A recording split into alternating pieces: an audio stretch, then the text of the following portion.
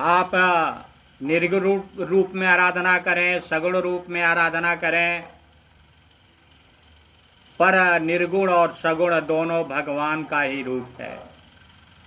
इसमें कोई अंतर नहीं। एक ओर ज्ञान योग की महत्ता है तो दूसरे ओर भक्ति योग की महत्ता है। चाहे आप ज्ञान मार्ग के पथिक हों, चाहे भक्ति मार्ग के पथिक हों, दोनों एक ही रास्ते पे जाते हैं। आप एक दूसरे की उपेक्षा नहीं कर सकते कि ये भगवान का स्वरूप ही दोनों रूप में निहित है। इसलिए जब तक दोनों का संबंध नहीं होता तब तक ये जीव का महत्व नहीं होता। और जीव का महत्व तभी होता है जो निर्गुण और सगुण का संबंध हो जाता है। सगुण की उपासना अपने आप में महत्वपूर्ण है, क्योंकि श्रद्धा, शीलता, शांति, संस्कार ये सब सगुण का भाव है। ज्ञान में इसका कहाँ भाव है? ज्ञान तो खुद निर्गुण है, खुद निराकार है, जिसका ना कोई रूप है ना स्वरूप है, तो वहाँ ना श्रद्धा है ना भाव है। और ये शरीर के साथ श्रद्धा और भाव संस्कार जुड़ा हुआ है। ज्ञान और गुण भी शरीर के साथ जुड़ा हुआ है। निर्गुण उपासना में ज्ञान की उत्पत्ति होती है, पर इस ज्ञान का महत्व तो शरीर के सगुण के रूप में ही होता है। कहते हैं ज्ञान मार्ग से आदमी मुक्ति को प्राप्त होता है। कारण है बिना ज्ञान का ये जीवन नहीं। जीवन का आधार ही ज्ञान है, जीवन का आधार ही गुण है, और इस गुण के आधार पर ही हमारा जीवन का निर्वाह होता है।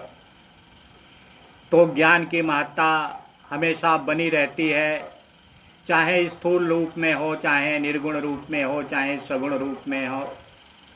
तो हमारे गीता में बताया गया, जरा मरण मोक्षाय मम आश्रिता यतन्ति ये ते ब्रह्म तिदो कृष्ण माध्यतमं कर्म चखिलमं सदिभूते देवा मा सद्यगम च ये विद्वा प्राय काले अपि च माते वर्धयुक्ते चेतसा।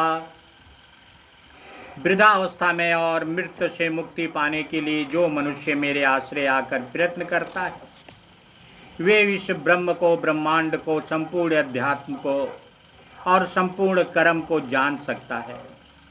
जो मनुष्य अधिभूत तथा अधिदेव के सहित, अधियज्ञ के सहित मुझे जानते हैं, वे मुझ में लगे हुए चित्त वाले मनुष्य अंतकाल में मुझे ही जानते हैं, अर्थात प्राप्त होते हैं।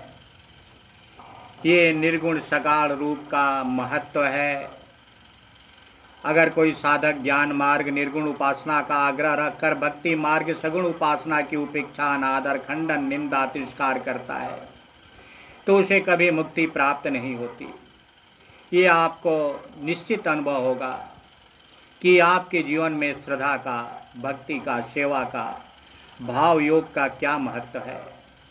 इसी भाव योग पर पूरा इतिहास लिखा जा चुका है। कितने आदमी की जीवन की कथाएं लिखी जा चुकी हैं भाव के प्रधानता के कारण। भाव ही जीवन है, भाव ही संसार है, भाव ही परिवार है और भाव ही समाज है। जिस आदमी के अंदर भाव नहीं वही तो राक्षस है, और जो भाव रखता है उसे इंसान या मानव कहा जाता है। भाव की महत्ता स्थूल शरीर के लिए महत्वपूर्ण है, जो आपके जीवन में हमेशा काम करेगी और आपके जीवन को उच्चतम स्थिति पर पहुंचाएगी। क्योंकि हमारे पुरातन जितने भी हमारे पूर्वज हुए, ऋषि इत्यादि हुए, साधु संत हुए, उनके अंदर भाव की ही प्रधानता रही। भाव के कारण ही सेवा योग होता है, और सेवा योग जो है समाज को भी ऊंचाइयों पर पहुंचाता है, आपको भी पहुंचाता है, तथा आपके परिवार का नाम भी आगे बढ़ाता है। सेवा योग ही एक आपके लिए बहुत बड़ा पुरस्कार है। जो आदमी सेवा योग में चला गया, महत्वपूर्ण पद पर पहुंच गया। बोलिए श्री रामचंद्र।